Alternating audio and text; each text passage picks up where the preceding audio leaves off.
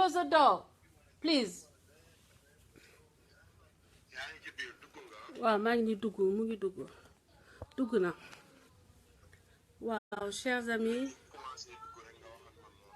waaw maa ngi xaar gars yu dugg xam naa heure bi ñi nekk en ligne bëriwul mais mbokk yi li ñu doon xalaat moo am Macky Sall en toute lâcheté Macky Sall foo leen ko natt weesu na ko. Donc Macky Sall dafa signaler Assane Diouf comme étant un terroriste mu signaler Assane Diouf comme étant un terroriste. Assane Diouf actuellement mu ngi ci service immigration. Yéen ñëpp xam ngeen ni que Assane is not a terrorist, everybody knows that. C'est un public ennemi, l'ennemi de Macky Sall, l'ennemi personnel du régime. Léegi dañ koy jéem a set-up pour que États-Unis considèrent que Assane est un terroriste. Yéen ñëpp xam ngeen ni que Assane n'est pas un terroriste. Tout le monde sait que Assane n'est pas un terroriste. Léegi donc il est actuellement dans les services de l'immigration pour donc Macky Sall dafay essayer noonu pour que bu gëmloo nit ñi que Assane est un terroriste ñu mun ko livrer Assane mu mun ko def lu ko neex. Donc nous sommes en direct avec Assane mu ngi ci local immigration léegi maa ngi leen di passe Assane mu wax leen lui-même ce qui est en train de se passer. soxna si. waaw Assane.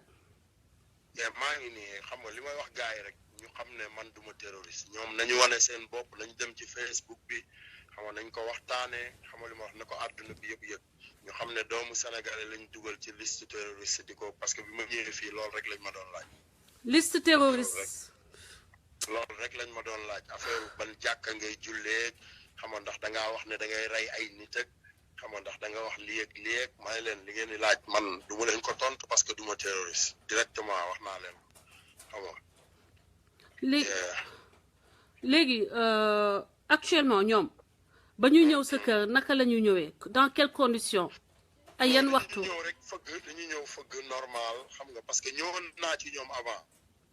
dañu ñëw fëgg normal xam nga wax ak man ma wax ak ñoom xam nga li ma la wax gaa du xeexu ñëw man def suñu dara xam nga ba tey ci ñoom ñoo ma bàyyi waruma wax téléphone mais ñoo ne ma jël sa téléphone. non c'est-à-dire que man li ma mënoo supporter ci Macky Sall mooy la bassesse de Macky Sall. xam nga pare bi ñu ñëwee rek mu ne man pare woon naa di leen xaar waa ji dama lan moo tax ñu doon xaar xam nga voilà. xam nga loolu la quoi ñu ne noonu maa ngi def nag soxna si dégg nga. waa léegi am rek dinaa la woo dégg nga. waa te fi mu ne ni guddi na pour que sa avocat mun a ñëw foofu Assane.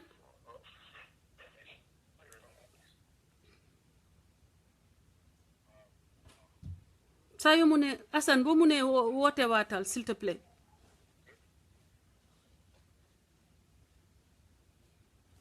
Voilà, chers amis, l'heure est grave. Yéen ñëpp def leen seen profil. Je suis Assane et je ne suis pas un terroriste. Assane est dans les locaux de l'immigration signalé par Macky Sall, le gouvernement sénégalais, comme étant un terroriste. Loolu moo taxoon donc comptam yi ñu bloqué ko. Looloo taxoon mu mënutul yónnee xaalis Sénégal aussi lâchement.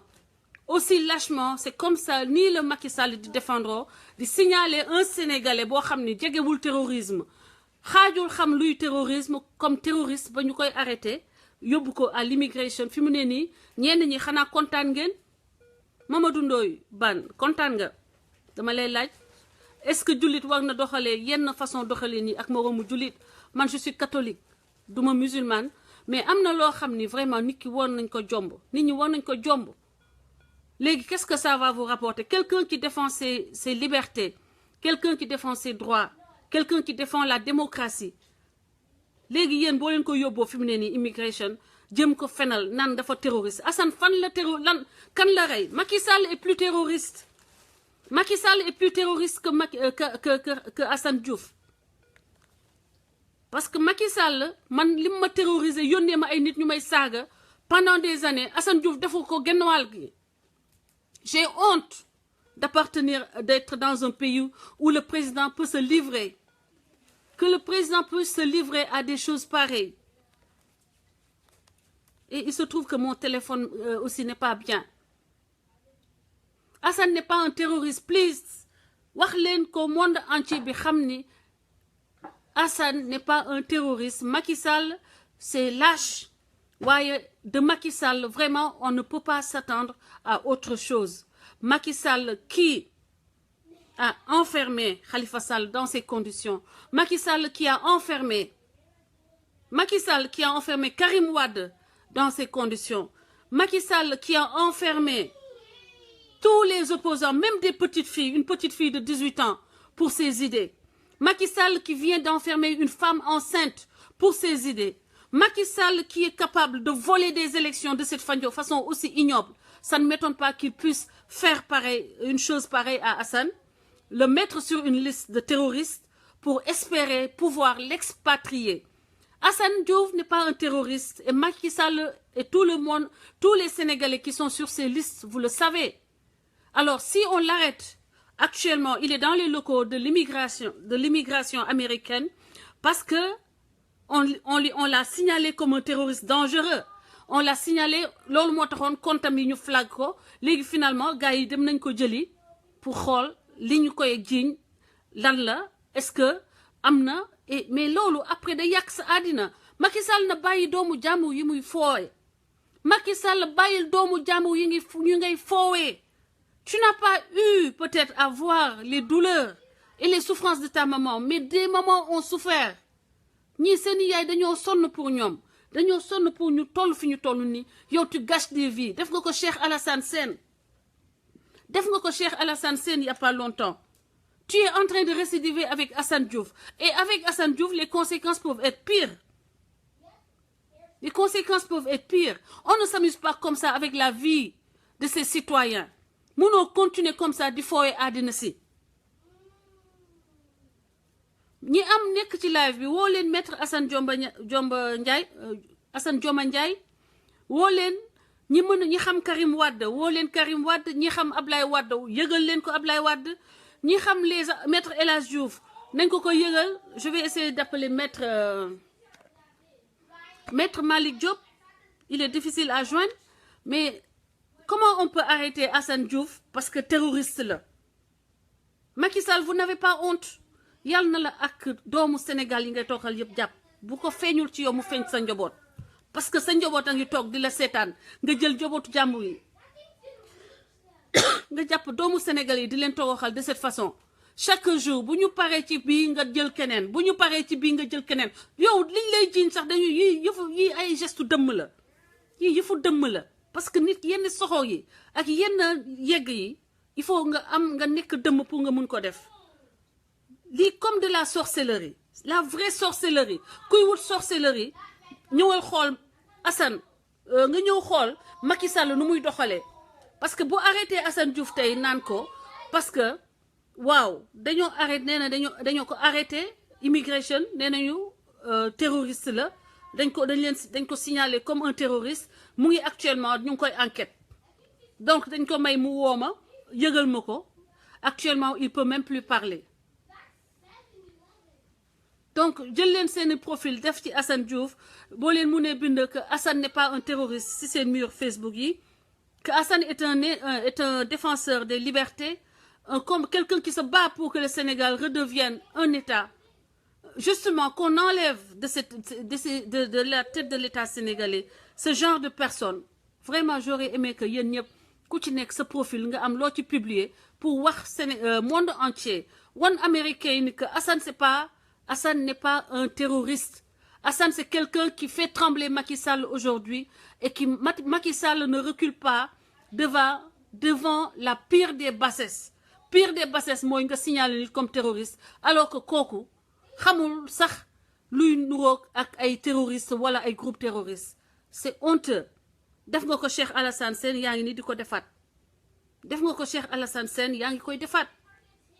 C'est comme ça yàlla di la seetaan man dama xamul pourquoi non Macky du nit Macky Sall du nit. Comment tu peux signaler ton compatriote comme étant un terroriste juste parce que tu veux qu'on te la ramène au Sénégal pour que nga mën ko rey pour que nga mën ko torturer donc plan boobu mooy plan boobu nga xam ne un des agents de Macky Sall mu ngi ko doon tiitaro kii sedab nañ ko ba pare fii ak week-end bi on va aller le chercher que léegi ñu wàccee ko fi Sénégal rien que basé sur le mensonge. Assane n'est pas un terroriste. He's not a terrorist. He's fighting for Senegalese democracy. We have a corrupt president. We have a corrupt government. We have people, they take our natural resources, they share it in their family. Natural resources of Senegal allow Senegal today to be able to be a country like Qatar or a country like Libya when before Muammar Gaddafi died. Actually, the president and his brother, his family, his wife are taking everything in the country and buying houses. They even have houses here in America. They have houses everywhere in the country. They make people, they let people in hunger for 5 years. Then they take the natural resources, and with those natural resources, they buy their votes. That's what happened. They suppress voters. I am Senegalese citizen. I am here in the United States. I'm married with a American citizen. But I wasn't allowed to vote. You can find this report on Facebook. I wasn't allowed to vote. Assane wasn't allowed to vote because we are opposing. We are opposing the way he is abusing our resources, our people, our law, our constitution. He changed everything to do whatever he wants. He's worse than a king. He has more power today than King Elizabeth of England. That's what's happening. Assane is the only one who dare to speak out, really. He dared to speak out and tell what's wrong. He is the only one because everybody who opened his mouth in Senegal go to jail. Even for saying that the president looked like a lizard, you go to jail. Even for sharing a picture of the president, you go to jail. We are in a barbarism. We have a someone who is a barbar, a president who have no ethic, no dignity, no respect at all. You American people are fighting against Trump. He is worse than Trump 1,000. You can multiply per 1,000 what you're suffering today. Macky Sall is the worst president ever the world have ever seen because every other people do their thing and let their people express their disagreement. We are not able to express our disagreement. Assane Diouf is not a terrorist. He has never been involved in terrorism. He has never been involved in any kind of terrorist act. You can verify, and he also has thousands of videos in YouTube and Facebook where you can verify that he was fighting for Senegalese liberty. That's the first Senegalese people who can have in a life more than 3,000 viewers. Our president, if he would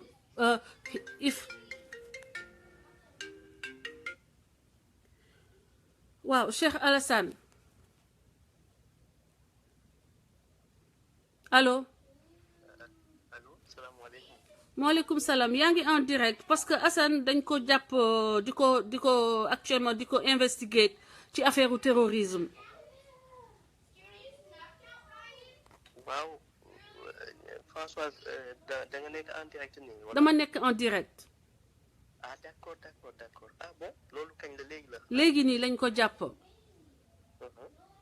nee na gars yi duñ ñëw mun na leen maa ngi leen doon xaar parce que xamoon naa ne di ngeen ñëw.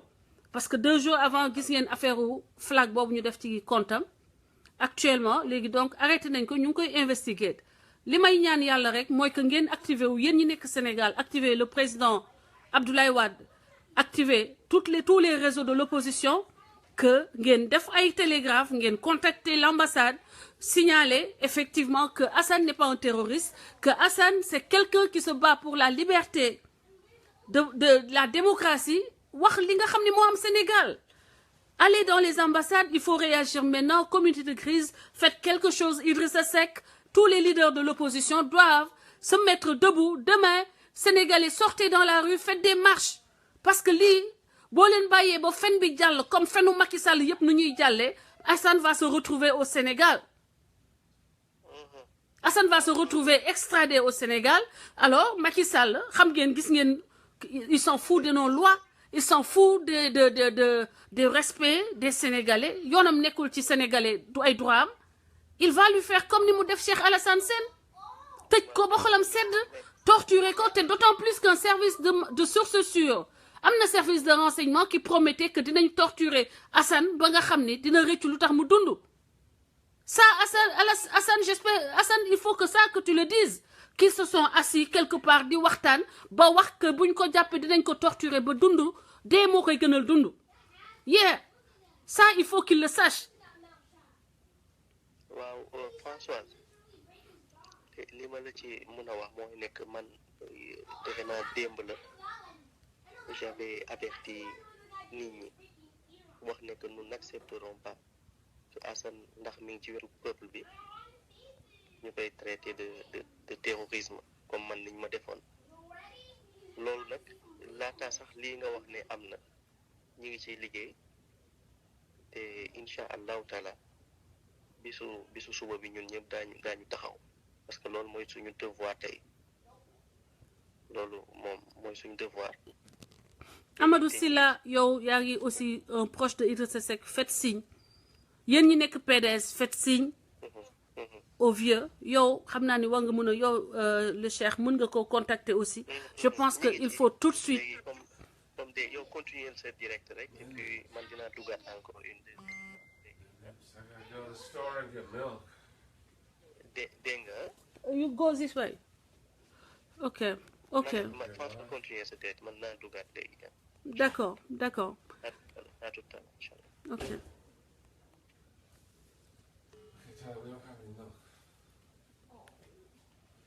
yow mbokk yi live bi xam naa ni moom vraiment je ne sais pas quoi faire mais Macky regarde-moi bien bul sax xalaat ni que tu vas faire peur à qui tu me fais pas peur Mandé Gaye tu me fais pas peur te Dieu est juste fen bi fii ci territoire américain ça va pas passer. They arrested him. The immigration, my friend. Immigration arrested him? Yeah, he's at the immigration actually. So Macky Sall's getting him deported? Macky Sall set him up saying that he's a terrorist.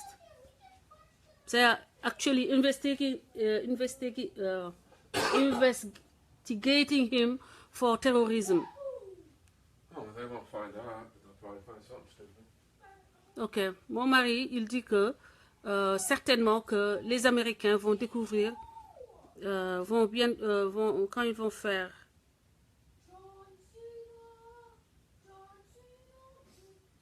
faire les investigations nécessaires. Mon Dieu, moi, franchement, je suis dégoûtée. Comment un homme peut en arriver à ça? Comment un homme peut en arriver à ce que Macky Sall est aujourd'hui? Vous me voyez? Mais on est dans un pays, vous ne l'emporterez pas au paradis, vous allez vous humilier. Wallahi la azim, vous faites que Dieu a donné son pouvoir, a donné du pouvoir aux 5 hommes qui nous ont précédés. Serigne Touba,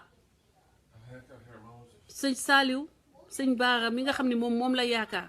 Macky Sall du jot ci Assane. Wallahi la azim, man mi catholique te gëm Serigne Touba. Wër na ma wër Yalla que Serigne Touba du ko sétane. Sëñ Fallou du ko seetaan sëñ Fallou du seetaan Assane Diouf sëñ Fallou du seetaan Assane Diouf sëñ Fallou Galas du seetaan Assane Diouf sëñ Fallou Galas du seetaan Assane Diouf sëñ Fallou Galas du seetaan Assane Diouf sëñ Fallou Galas du seetaan Assane Diouf yow Macky Sall yow nga xam ni gëmoo dara gëmoo Yàlla gëmoo yonent bi sa poche nga gëm ak sa waa kër Yàlla dina ko doxalanteeg yow parce que daf lay jay da lay jox doole jay la ba nga foog ni dalay jox doole jay la ba nga foog ni yow yaa fa nekk waaye loolu mooy tax ba sa daanu gën a métti sa daanu ni muy métti sax xaaral ma essayer woo mettre en espérant que dinaa ko jot maître Malick Diop ma wax ak moom mu jéem a xool maître Malick Diop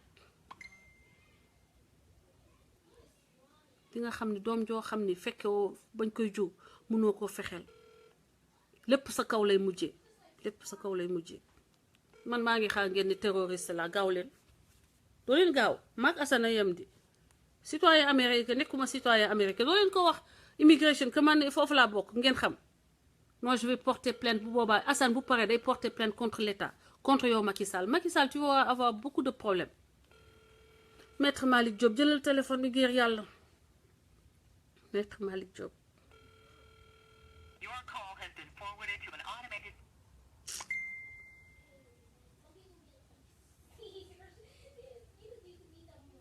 si vous avez envie d'appeler woo leen ma sama messenger il faut que l'opposition se mobilise parce que man mi fi ma toll nii mënuma ci dara maître Malick Diop laa fi xam comme avocat xaaral ma woo ñi ma xam New York des gens que je connais sur New York qui sont capables de faire bouger les choses, qui sont capables de faire bouger les lignes. Ok.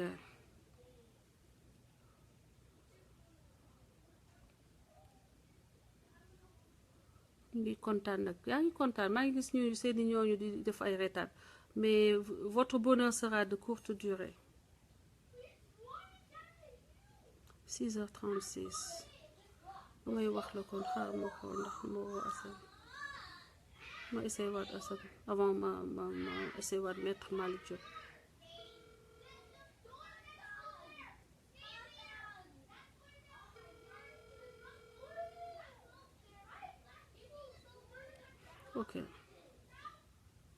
Ok, j'appelle quelqu'un qui peut faire quelque chose. Certainement. Mon Dieu, la bassesse n'a pas de limite.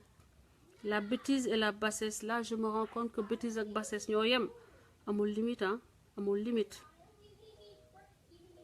Waa mbokk yi léegi yéen daal li ngeen war a def mooy ku ci nekk na publier sur sa page.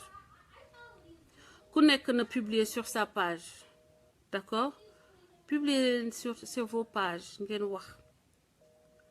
wax li xew parce que man à moi seul mënuma def dara bu leen amee xam-xam bu leen amee contact avocat yu baax fii il faut nous faire signe je pense que war na am ay avocat mais yeah he is not guilty I'm sure Assane n'est pas DJ Malick yow nekkoon nga États-Unis Assane mënu la guilty parce que mosul a trempé ci lu nuroog terrorisme mais Macky Sall vraiment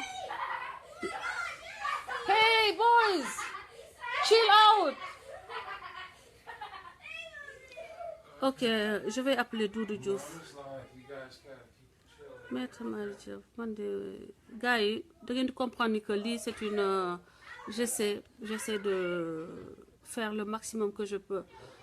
Yéen ñi fa nekk écrivez à Seydi Gassama yéen ñi nekk sur Dakar man mënuma def lépp man mënuma def affaire yëpp gis ngeen maa ngi nii njaboot la famille et tout mais yow avocat nga mon frère man je te confie ça personnellement je peux te confier ça directement nga gérer ma ko asalaamaaleykum Modou na nga def ça va waaw donc Assane mu ngi may woowee bureau immigration gars yi dañ ko arrêté ne dañ ko signalé comme terrorisme ñu ngi koy enquêter en tant que terroriste. waaw non loolu xam nga ñoom xam nga boo États-Unis yaa ngi gis la fi xew actuellement dañ naan if you see something say something right. loolu mu ngi fonctionné fii lu moom donc mooy mën na am loolu mais États-Unis waaye agence immigration mënuñu ko déporter tant que gisul immigration judge te immigration judge boobu dana ko teg si dana ko wax lu leer ndax Assane c'est pas un innocent xam na li mu wax xam na lu mu waxut. xam nga ma la nekkul ne da ngay gis ni rek ne ko kii terroriste la ñu jàpp ko tëj ko kon day yomb kon bés bu nekk tubaab yu weex yi fii ñu ngi jiñ ay terroriste nit ñi yor benn couleur lan moo xew dem barki dem Virginia loolu bu ko état bi waxee ñoom basé wuñ ci loolu dañ koy prouver mën nañ ko boole voilà buñ ko boolee what they will do danañ ko ñëw téye ko interview ko laaj ko mais luñ koy interview dañ koy bàyyiwaat mu dem kooku man maa leen ko wax fii amul benn problème bu ci am man maa la wax ne dañ koy bàyyiwaat kooku moom mënta ñàkk mais dañ koy bàyyiwaat loolu du lu état Sénégal di am ndam gàcce rek la siy jëlee man maa la wax lii waaw. état Sénégal du ci am ndam de ah. mënu si am ndam parce que xam nga lu tax amuñ leen benn preuve luñ mën a prouver il faut ñu prouver George like federal George fii ne waa ji dafa am lu mu def ak terrorisme. lan la def li mu def mi ngi si Facebook bi mi ngi si YouTube. I'm going out. Help me go out. YouTube bi mi ngi si Facebook. Bring me charger. parce que man su ma jëloon téléphone tey. kenn ku nekk ambassade bu Sénégal. Let me go. woote ay dañ koy jëli. waxuma la état Sénégal de su ma jëloon sama téléphone léegi nii. woote ay. ne leen jiw am na lu muy def loo xam ne mu ngi def nangam ak nangam. dañ koy jël si mais buñ ko jël see dañ koy interview waxuma la état Sénégal man rek laa la wax ni boo ma joxoon tur kenn bii. nga woo ma jël moo léegi immigration. Open the door for me. waxuma affaire boobu du problème état Sénégal nañ bàyyi ñu interview ko nekkul loo xam ne ñoom mën nañ ko lu nekk keneen sax mën na ko boole bu nekk état Sénégal. kon nañ ci xaw a tey tuuti bàyyi ko def interview boobu fii dëkk droit la du dëkk boo xam ne da ngay jàpp doomu jàmm dëkk ci kaw loolu amul fii. Thank you. waaw donc yow pour yow il va revenir dañ koy bàyyi.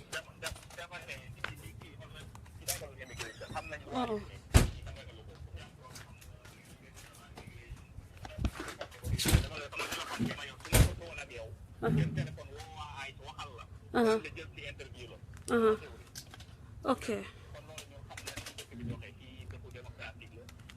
loolu ñuy yaakaar ne jiw rek xëy rek Sénégal mën nga xëy rek jiiñ ku la neex ne terroriste la jàpp tëj ko fii Amérique la waaw agent immigration amul droit si loolu agent FBI amul loolu si yow droit si loolu bu dee warrant nga am pour ñu arrêté la warrant boobu bu ñëwee danañ def investigation dana am ay preuve. ñaanal leen ko. soxlawut ay coow du lu état Sénégal affaire duñ ko jël ko avion ay avocat yu nekk Sénégal loolu wax bi bëri mu nekk buzz rek mais nekkul dëkk États-Unis doxewut noonu ku nekk. waaw mais est-ce que foo yaakaar nga ni est-ce que yaakaar nañ ne mën nañu expatrier Assane ci condition yi ñu nekk ni actuellement est-ce que mën nañ ko expatrier. Hélène ñoom dañoo nar a may Assane bu amul kayit actuellement buñ ko bëggoon a déporter bu ko immigration jël see sax day file asylum fa mu nekk bu dem loolu c'est clair.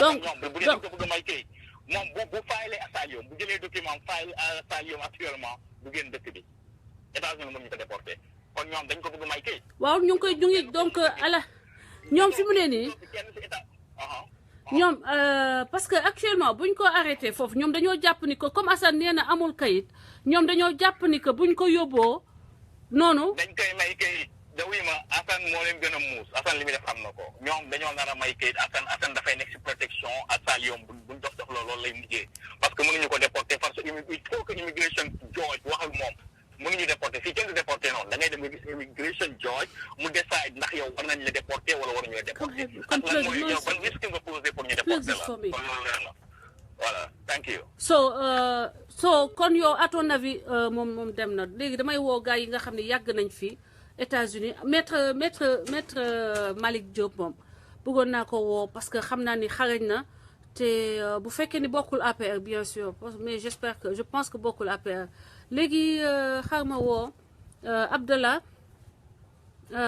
xaaral ma woo la xaar ma woo le beau déjà ok le beau dugg na après Abdallah dinaa la woo kooku nee na ñoom duñu mën a deport Assane bu moytul fa lay jógee sax am ay kayitam donc gis nga yëfu soxor dañ koy soxore après ma paree woo Doudou Diouf maa ngi lay woo léegi effectivement Amina dinaa ko woo léegi donc duñ ko deport Ndeye Fall yow mi war nga xam dara lu bëri aussi ci États-Unis dinaa la woo après parce que il faut que ñu rassurer Sénégalais yi you can't get asylum if you are in US over a year. How long has he been there? No, this is a particular situation, DJ Malik. This situation is something else. This is a public enemy. Kii dafa nekk public enemy. So, from there, this fact change everything. Ok, Lobo, chéri Chacha, maa ngi lay jox la parole nga contribuer. Rugiyatou yow soo muy mënee dimbale ci cas bi nga def ma si yónnee ma SMS ma woo la waxal vas-y mon frère non man non lu xew kay laa bëgg xam d'abord parce que man mënuma laa Assane la gars yi arrêté Assane la immigration jël si mu ngi dans les locaux de l'immigration actually ñu koy investiguer pour terrorisme Macky Sall moo bon terrorisme la ñu nekk di investiguer Assane mais américains yi bu ñu xoolee dinañu xam ni que kii du terroriste parce que non si c'est da siy gën non da siy gën da siy gën parce que ah wala buñ tegee YouTube bi moom lu ñuy wax yeah wax lépp exactly loolu la gis nga sama jëkkër nee na pour ñu wax ak ñooñu wax leen que Macky Sall a ngi koy persécuter da koy persécuter so they need to get him asylum loolu noonu la nar a demee sax Assane léegi dafay am ay kayitam parce que lii nii exactly he's trying to set him up saying that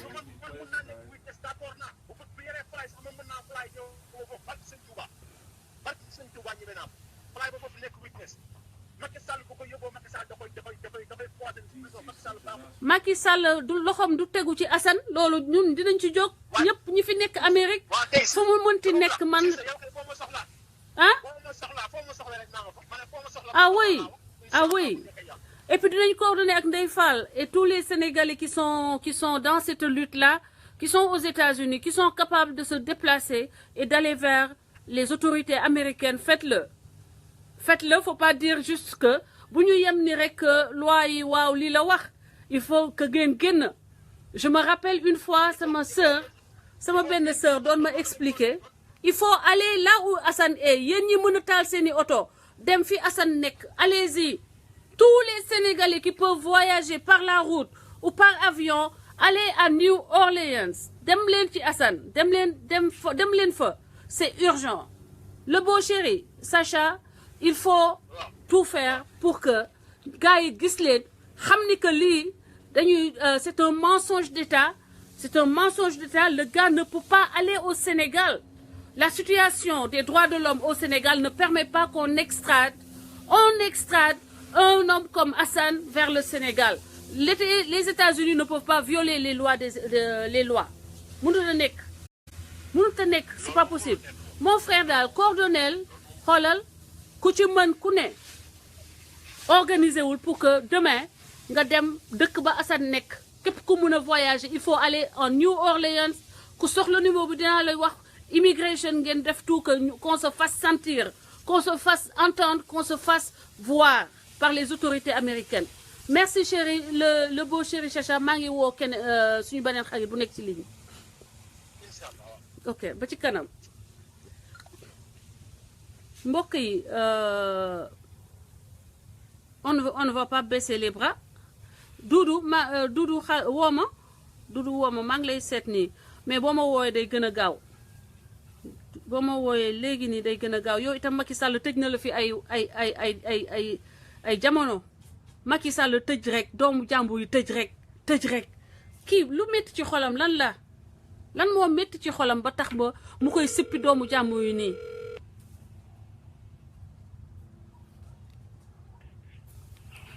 man xamul tax ñu mel ni ay njaase ndaw yéen yaa leen kon kii yéen lay xeexal seeni doom seeni sët ñàkk ngeen jom yow génnal sama live man ay baadoo la mënuma def ak ñoom salaamaaleykum man duma dem parce que dama yor ay xale yu ndaw kon ana fati su ma mënoon sama yaay bu fi nekkoon kon damay dem man fu ne laa mën a dem États-Unis fu ne laa mën a dem i jot allo oui 900 salaamaaleykum François ok may ma jël appel bi après ma ñëwaat ci yow léegi xaw ma ndax Assane la wala allo Hélène oui asalaamaaleykum maaleykum salaam kookan la man la Fallou wax nañu la semaine passée waaw Fallou na nga def oui ça va dama dégg ne léegi ne y a des problèmes ak Assane waaw il est à l'immigration moo ko jël si ñu ngi koy enquête immigration moo ko jël actuellement ñu ngi koy enquête pour terrorisme la ko Macky jiiñ waaw je comprends mais est-ce que léegi yéen amoon ngeen ay contact des droits de l'homme avocat droits de l'homme man jox nañ ma maître Alassane Dioma Ndiaye jox nañ ma ay numéro am léegi dinaa def tout pour que ñu woo ko ñu contacter ko. mais même fii nii Louisiana foofu noonu. il faut ñu google ko faut man mun naa ko xool léegi. waaw defal loolu man je demande la contribution de chacun de vous. absolument. que chacun de vous mette sa main à la pâte. Maintenant, il faut qu'on le fasse. Voilà, et ceux qui peuvent se déplacer vers New Orleans, qu'ils y aillent. Pour que nous n'ayons que former un bloc autour de Hassan, que nous l'air au niveau des autorités américaines. Hana ben feno Macky Sall mënul couvrir feno 1000 Sénégalais. Il faut qu'on se mobilise, right? Exact. Exactement. Yo, si je parle légui dina la wo. Si je la wo nga wo ma, so gisé live bi jeex. Si je t'appelle pas, tu m'appelles s'il te plaît. Yo, da nga nek online live. Je suis en direct en live. Ah ouais. Yeah.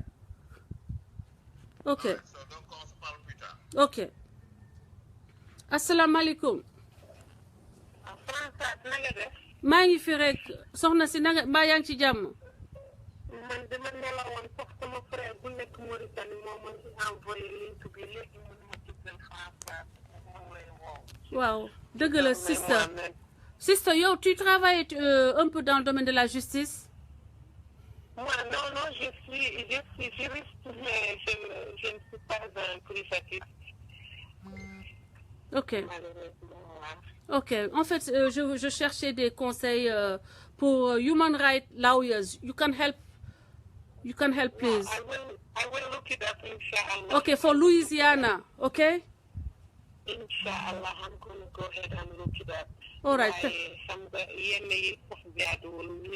On n'est pas des Sénégalais, mais dinañ am suñu avis ci yooyu ndax kat saaga du lu rafet sax waaye ce n'est pas une raison pour que quelqu'un soit inquiété dans ses droits amuñu sax fii yëpp dinañ ko kii bu fekkee nag ni la demee dafa mel ni vraiment lu doy waar la c'est ça révèle un recul de liberté publique. Merci. Dans cet état-là. Un recul incroyable, un recul de liberté. Partagez les live bi na ko àddina si yëpp yëg publiez les sur vos murs.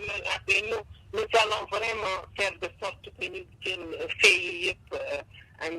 on ira vraiment au bout de l'effet. Merci. Ce qui se passe là-bas nous intéresse vraiment. On suit de toute façon. Il y a des eaux bouleuses, on refuse un peu de naviguer dessus parce que c'est un peu, mais dans le domaine des droits de l'homme, quelle que soit l'immoralité de la personne, son comportement ne doit pas avoir d'incidence vraiment sur sa liberté. Okay. En tout cas, ne menace pas absolument autrui. Dinaa ko seet, Inch'Allah. Je sais que xaw na guddi comme te doon nga léegi yow demain on s'appelle boo yeewoo waaw boo yeewoo rek woo ma. Inch'Allah. Ok sister. Je prie pour la paix au Sénégal. Merci. Elle est gravement menacée. Priez pour le Sénégal parce qu'on a quelqu'un qui n'a pas de cœur, qui est à la tête de l'État, qui fait de l'État sa propriété privée et qui fait ce qu'il veut. Absolument, nous avons tous nos démons et nous devons les combattre ensemble. Effectivement, ma sœur. Merci beaucoup pour ce soutien. Merci, ma sœur. Merci jërëjëf. Donc maa ngi dellu ak suñu frère Doudou Diouf moom itam victime Macky Sall la mu waxtaan ñu mu moom te muy fii États-Unis dinañu mën a jox ay quelques informations peut-être contribution ci lii nga xam ni moo am actuellement ñaanal leen Assane priez pour Assane yéen chefs religieux yi que ce soit Touba que ce soit waa Pire hein Ndiassane Kaolack l'église catholique parce que aussi vous êtes concernés tout le monde est concerné tout ce qui peut mettre le feu au Sénégal parce que Macky Sall dafa mel ni dafa bëgg a lakk Sénégal Assane n'est pas un terroriste il faut arrêter son égoom dafa surdimensionné. Doudou maa ngi lay jox la parole s'il te plaît les autres qui sont en train d'appeler dinaa leen woo. salaamaaleykum François maa ngi leen di ziar yéen ñëpp. ñoo ngi lay nuyu. di dalal seen xel et di leen xamal ma jot naa information bi et depuis bi ma ko yëgee ba léegi j'ai engagé 2 avocats. ay américains lañ. ah jël nga avocat. J'ai engagé 2 avocats je les ai engagés, ils sont 2. Uh-huh. Et je peux vous donner leur nom. Et c'est un cabinet et tout. Ok. xamal nañ ma ni ma oote nañu actuellement nekkuñu Nouvelle-Orléans actuellement. waaw. mais woote nañ immigration bi foofu. waaw. am nañu information yi que ni Assane muy foofu. et moo ngi ci jàmm nekkul ci procédure extradiction. Uh-huh. ay accusation la yoo xamante ni dafa menacé li ñu jot comme information laa leen di jot nii. moo tax man expliqué sànq. waaw tu as bien fait. Tu as bien fait. Donc, actuellement, li ma xamal mooy nekkul ci procédure extradition. Nekkul mandat d'arrêt dafa nekk en audition. Parce que dañ jot ay information comme si que le territoire américain est menacé. Le territoire américain est menacé par Assane Diouf. Par Assane Diouf parce qu'ils ont dit que c'est un terroriste. Can I have my bisap? Et ñu xam ne It's africain with the la. boys, they will spell it. Excuse-moi. dama mar sax dama mar. Léegi kon fi mu ne nii Macky Sall dafa signaler Assane comme un terroriste dangereux qui menace la sécurité des États-Unis. Qui menace la sécurité du monde entier. Du monde entier nga wax de. États-Unis pour le Sénégal mais yi nga xamal ma terroriste ci monde entier bi yëpp lañ mun a menacer ñoom donc il suffit que ñoom ñu oo leen téléphone surtout lu toll ni état woote jox leen ay mais ñi ñoo mun dul. ni diw li nga xamante ni ñi ngi biir États-Unis suñu doomu réew la waaye setul terroriste la am na attaque yu bari yoo xamante ni jot na xew ci semaine bii ni loxoom génn ci Afrique man lii la ma ñaari avocat yëpp wax mais kenn ki mi ma ni moo ngi déplacé wu actuellement pour dem fa nee naa ko je prends tout l'engagement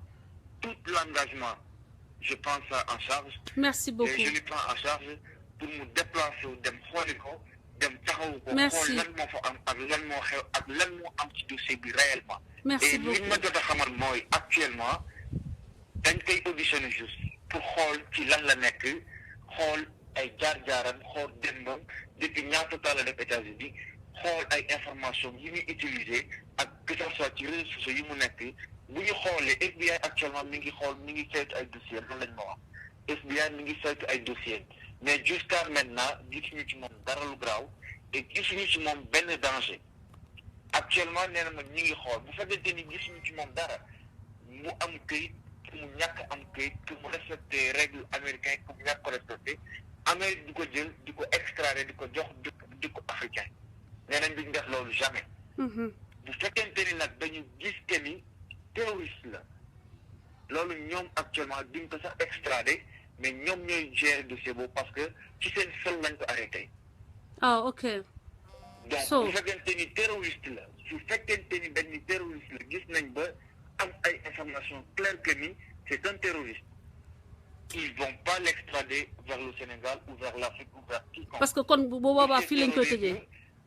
dossier terrorisme ñu ne Amérique en fait expérience bi mu ci am ak audace bi mu ci am amul beneen dëkk bu ko ci am ci àdduna bi. donc du jël dossier yu mel noonu di ko jox kenn donc li ma gën a xamal daal mooy nekkuñu actuellement ci procédure extradé ko et nekkuñu aussi ci procédure arrêté ko dañ nekk juste di ko auditionné pour déglu ko pour laaj ko vidéo yi nga xamante ni mi ngi koy def vidéo yi lan en fait ça s'agit de quoi bu fekkente ni simple ma xamal la ni simple opposant la d'accord ak ni régime ba di doxale souvent daf leen di saaga daf leen di critiquer. waaw comment on peut être aussi nul. mu xamal ma ni su fekkente ni ay saaga la wala ay critique wala ay n'est pas d'accord avec le régime mu ni loolu dara amu ci dossier boobu dossier bu vide la et même luñ ko fa retenir dinañ ko libérer plus rapidement possible et woote na fa ñoom ñaar ñëpp woote nañ fa et actuellement ñi ngi may rappelé ci kanam tuuti pour jox ma toutes les informations nécessaires et man ma mun a xam exact fan la situé wu. Yow qu'est-ce que tu veux dire au milieu de fans de Assane, au milieu de Sénégalais qui soutiennent Assane dans ce combat et qui savent que ce combat est juste, que c'est pas un combat de terrorisme mais un combat d'un patriote qui se bat pour contre la corruption, pour la démocratie, contre les injustices et qui se bat pour un Sénégal pour tous, où tout le monde serait égal. qu'est-ce que tu dis à ces milliers de fans tey ban situation que man je pense que on a besoin de les rassurer ñu xam ni que li la sa avocat yi wax avocat yi nga jëlal waaye yow xoolal man bul tax ma saaga ma commencé saaga sax ni Assane yow moomu di wax man dama faale ndeyu Macky Sall mënul xoolal coco ci man mënul dërëm ci man zéro mënuluma ko Moussa man soxlawuma liggéey daa am ñoo xam ne seeni ndey dañoo liggéey dañuy toog yow ngay xëy di xoolal yow ngay xëy di tumoranke di xoos lu matin midi soir te maa lay ëppale vous m'énervez vous les gens de l'APR égoïste doo leen xalaat intérêt Sénégal doo leen xalaat intérêt doomu Sénégal amu leen yërmande ci doomu Sénégal mais yéen nan la seeni xol mel ba mënu leen sax yërëm doomu sénégalais ci mën ko comprendre que xëy na amul ak bokkul ak yéen vision mais li muy xeex c'est juste te pour askan wi la man boo leen may dénigrer moi je suis là pour me battre pour le Sénégal pas pour moi Macky Sall est un nul te vous ne pouvez pas nous affecter parce que fii nag la Assane di jóge ba faaw am protection États-Unis am ay papiers bu soobee yàlla ndax iñaan bi ngeen iñaan rek ak ñàkk muus bi ngeen ñàkk muus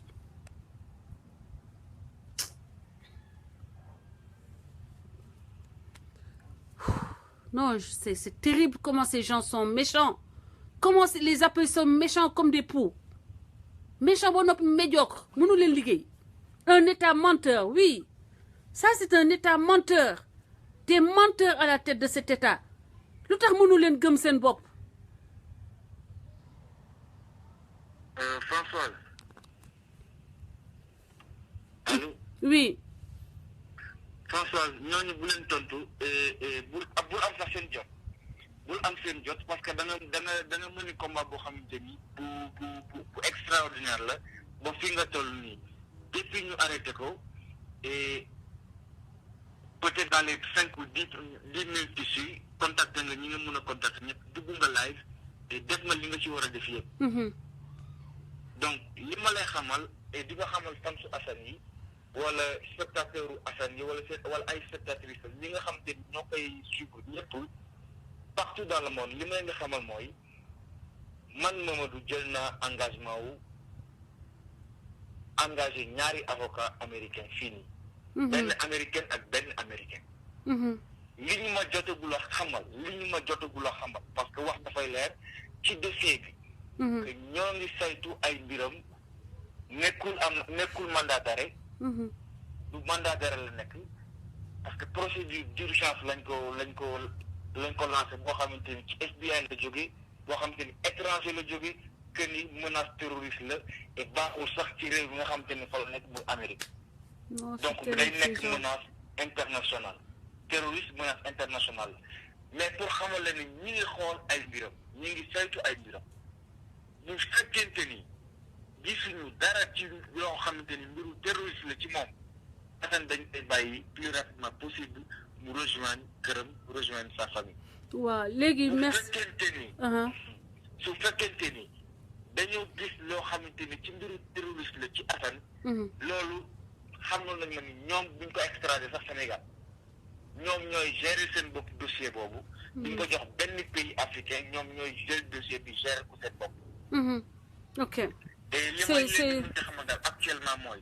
Assane nekkul en danger et nekkul koo xamante ni aussi dafa am yenn problème bi. merci beaucoup. dañoo jot ay information que ni terroriste la buñ ko joxoon ci man nii wala ci yow wala ci même joxul loolu. ci man maa ci des man nañ ma signaler rapidement doo leen essayer. dinañ la woo laaj la saytu say mbir xool li nga xamante ni moom nga publier ba xam danger def ci nekk pour réewum Amérique bu fekkente ni mbiru contestation la mbirum marche mbirum liberté d'expression amuñu lenn loo xamante ni dinañ ko ci def wala loo xamante ni état bu Amérique bi ay responsabilité donc. voilà merci beaucoup. turu avocat yi. merci beaucoup avocat bu ku góor ki mi ngi tudd Melissa la tudd keneen ki mi ngi tudd Galloway la tudd Galloway Johnson. Galloway Johnson topp tudd la tudd bon moom actuellement mi ngi ci dossier bi mi ngi déggante ak chef police bi actuellement. parce que fi mu nekk dafa sooy. yow dinaa la jox contact Assane au cas on ne sait jamais nga essayer koo wax loolu man dinaa ko wax yow jéem koo wax ni ko yaa ngi ma jox dinaa ko jéem a jot moom ko contacté danaa ko yónnee message na xelam daal nekkul ci procédure boo xamante ni dañ koy extrader nekkul ci loolu et dafa nekk ci loo xamante ni après bu ci jógee protection lay am merci parce que protection bi muy am mooy dañ ko accuser loo xamante ni nekkul et après en même temps ñi nga xamante ni ñoo ko accusé ay personnels non grata la ñuy doon ci àdduna bi parce que dañoo fan muy gouvernement Macky Sall li nga xamante ni moom lañ jógtee li nga xamante ni ci leen dëkk depuis 2011 mooy ay fen ay mensonge tas dëkk indil ay doomu aadama ay problème yàq sa dund dem nañ ba buñ la mënee rey sax dinañ la rey mooy gouvernement Macky Sall ils sont des menteurs ay ñoom seen jën bopp bu fekkente ni terroriste la ñuy wax ñoom ñooy terroriste yi ñoom seen jën bopp ñooy les terroristes d'État Macky Sall et son gouvernement parce que li ñu jàpp di ko def doomu aadama yi terroriste boo ko defee nekkul juste ngay dem di dóor ay bomb wala ngay dóor ay fital loolu du terroriste mooy bépp doomu aadama boo jël di ko terroriser tu es un terroriste donc Macky Sall et son régime et son justice ou bien je sais pas son tribunal ou c'est militaire ou je sais pas je sais pas nan laa koy mën a expliquer. non yow tu es une victime déjà ci live tey bi rek ñaari victime u Macky Sall dugg nañ ci live bi 2 victimes u Macky Sall. boo xamante ni tegu ko ci saayir tegu ko ci baatin ñoom ñëpp ñoo yem ñi leen dëkkee di fen doomu aadama yi di léegi nag dem na dañuy jéem a fen état bi gën a rëy ci àdduna bi mais dinañ xool fii semaine yi ñëw ñoom dinañ leen envoyé email wala dinañ leen tontu wala dinañ envoyé seen ambassade ci palais bi dinañ wax ak ñoom parce que États-Unis nekkul dëkk boo xam te ne dañ koy këll-këlee nekkuñu dëkk boo xam te ne da nga leen dëkk ci ay fen la ñuy dox États-Unis ci dëgg lay dox seen administration ci dëgg lay dox nekkul ñoo xamante ni da nga leen di jël di leen manipuler naan leen bët diw sangam manipulateur la terroriste la merci nangam la ça en fait merci beaucoup ça ne peut pas passer aux États-Unis maintenant ce que je te demande mooy tu me donnes tu m'écris en message surtout yow da nga bëgg Assane di ko jàppale ci combat bi mu mënee depuis pas mal de temps voilà léegi ce que je te demande mooy nga yónnee ma tout de suite toutes les informations relatives aux avocats ma mun ko yónnee Assane ok voilà merci beaucoup Doudou mon frère merci voilà oui Hélène sorry dama nekkoon ci dama doon dawal bi ngay woo xam naa connexion bi moo taggoon mënu moon égali da waxtaan waaw ok yaa ngi ci live bi ba tey maa ngi ci live ba léegi soo bëggee su ma paree ma woo la waaw li ma bëggoon ci dama ci bëggoon égali ñu doon wax waaw waaw lu ma doon wax léegi te mu dagg mooy bu dee état bu dee damay wax bu dee parce que xam nga situation bi nu mu demee nekkul loo xam ne par exemple que da nga koy jël loo xam ne xam nga dëkk bi dëkk Amérique dëkk droit la te ñun ñëpp gis nañ ne ci état yi nekk yëpp boo fa demee peut-être que temps yi da nga koy gis see something say something loolu ñun xam nañ ko fii yaa ngi dégg man su ma nit ki romboon ci mbedd mi waxuma la doole état Sénégal bi du benn victoire si ñoom du victoire si ñoom te gàcce lañ fiy jëlee te billaahi gàcce lañ fiy jëlee man maa la ko wax mooy Assane danañ ko bàyyiwaat mu génn gën a taxawaat jàkkaarloog ñoom ak ubbil leen xeex boo xam ne dana leen jaaxal bu pare danañ yokk ay fansu Assane parce que non Sénégal ci beneen fànn sax ci beneen fànn Sénégal bu États-Unis la ngay xew Sénégal xool benn sëriñ ba mu neex la nga jiñ ko lu la neex tëj ko ci sa kaso loolu Sénégal la yem bu la neexee nga toog Sénégal man su ma damay la ambassade bu Sénégal su ma leen gontaloon léegi nii immigration roñ leen ñoom ñëpp benn par benn ñoom ñëpp laa la wax xam nga la parce que am na ay procédures yi fi am ñoom ñëpp laa la wax waaw ku ci génn ñu roñ la si ñoom mais nag yaa ay procédures yi fi am procédures yooyu nag moom mënu see ñàkk a jaar parce que fii dëkk bi état Sénégal mënul jox information imaginel ñu ne Sénégal mooy jox information États-Unis ne ko sa biir dëkk ab terroriste ma nga fa Amérique Sénégal mu war a informer États-Unis ne ki nekk sa biir dëkk ab terroriste la mais actuellement wuyu ma ku am xel waaw ku am xel Assane mënu nekk fi di opéré bi ay vidéo am la yor mi ngi online ñëppam leer na waaw mais déglu nga intervention ki wax léegi ki wax léegi nee na avocat moom am na 2 avocats yu entré en contact avec l'immigration ñu ne leen day benn état étranger moo signalé Assane comme un terroriste dangereux pour l'équilibre du monde. dañ ko flaag loolu flaag lay tudd loolu du loo xam ne accusation bu leen États-Unis kay du accusé loolu nit xam nga ma la yow mën nga maa ñëw nga flaag ma ay rapport yi boo demee ci def bu am na benn documentaire bu ñuy def bu nekk si bu nekk Netflix tudd Homeland Security right 4 minutes moo des 4 minutes la ñu desee te defe naa ne du jawul may duggaat ci live bi informé nañu gars yi ba pare léegi yow moo de ko moo pour tëj live bi mot de la fin. lu ma bëgg wax mooy dañ ko daal dañuy génnee fort dañuy génnee taxaw parce que États-Unis bind leen seen profil jël leen photo Assane bind leen ku ci nekk na publier Facebook que Assane du terroriste loolu laa mën a wax ak yéen parce que dama sonn mënuma duggaat live mais bind leen seeni profil Assane n'est pas un terroriste I am Assane Diouf I am not a terrorist Assane is not a terrorist bind leen loolu je suis Assane Diouf je ne suis pas terroriste Assane n'est pas un terroriste non plus. Mettez la photo d'Assane, montrez votre solidarité sur tous les murs de Facebook. loolu laa leen mën a wax parce que il reste 4 minutes maa ngi delloo parole bi dama leen di jàllale message boobu de solidarité def leen seeni mur publier leen photo Assane man dinaa ko publier léegi su ma paree naa ko def sama kii bi ci kaw léegi ma bind aussi que Assane Diouf is not a terrorist he is a freedom fighter. léegi yéen ku ci nekk na bind li nga xam ne moom la ko xolam wax maa ngi lay jox la parole nga conclure li nga xam ne moom la ñuy teg suñu loxo auditeurs yi ak suñu xarit yi. lu ma bëgg wax mooy. lu ma bëgg wax mu leer mooy bu dee état Sénégal li mu def wala bu nekkee ne ku piis Macky Sall ñu leen terroriste nga ubbi na beneen buntu guerre boo xam ne moom dana ko saf kooku man maa la ko wax. ay milliers ñoo fi nag a taxaw ku amul kayit dina taxaw sax saaga ndeyam gis naa kuy jàng wax saaga doomeram tey. am na ñu nekkoon ci ginnaaw te waxuñu.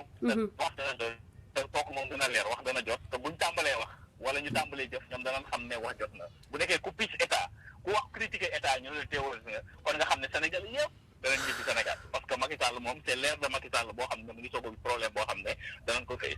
ay problème immigration nag nit ñi ragaluñ ko fii parce que y a une procédure bu fi am procédure boobu ñëpp xam nañ ni muy demee Assane danañ ko bàyyi parce que amuñu benn preuve bu ko état ji ñun lu nekk ci àdduna te amuñu preuve it demul Sénégal te nañ xam ne bu amoon problème këyit état Sénégal may na Assane këyit à partir d'aujourd'hui woo leen ku ci ne dana fayal asile te bu fayal asile dana toog fi jàkkaarloog ñoom loolu laa amoon lu ma di ko jeex na tàkk merci beaucoup mon cher ami maa ngi lay woo ci kanam donc situation bi am mooy état Sénégal signalé na Assane comme terroriste dangereux pour le monde l'équilibre du monde entier maintenant Assane immigration téye na ko léegi dinañu vérifier gis ni que c'est un opposant politique un leader de l'opposition à qui ils ont envoyé des menaces de mort à qui ils ont envoyé toutes sortes de vidéos le menaçant de mort donc finalement en voulant créer Assane dañuy consolider statut réfugié dañ koy may statut réfugié incha allah waaye loolu yëpp ci liggéeyu ndey la noonu la jëlee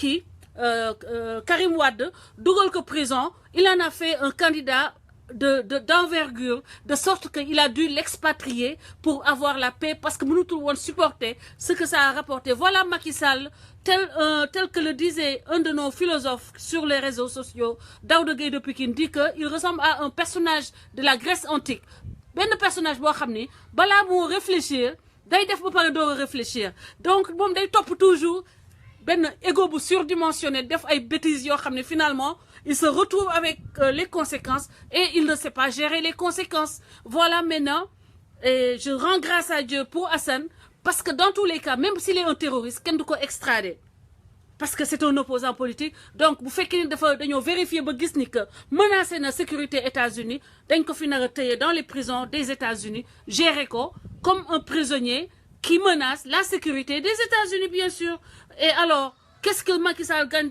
dans le truc de s'être ridiculisé beneen situation bi mooy ils vont vérifier que loolu du dëgg Macky Sall se ridiculise encore davantage je pense qu'il a déjà de toute façon outrepassé toutes les limites les limites humaines laa wax de nit normal de l'indignité les limites de la bassesse les limites aujourd'hui je pense qu'il finira par trouver lui-même du pétrole au palais À force de descendre dans les caniveaux, Macky Sall va trouver du pétrole. Bientôt, que Macky Sall a trouvé du pétrole, tellement il est en train de s'enfoncer dans les caniveaux. Makawak, de me signaler les mots, je suis une terroriste. L'organe peut signaler. De signaler tous les opposants. You want to flag everybody as terrorists because we are opposant. No, Assad is not a terrorist.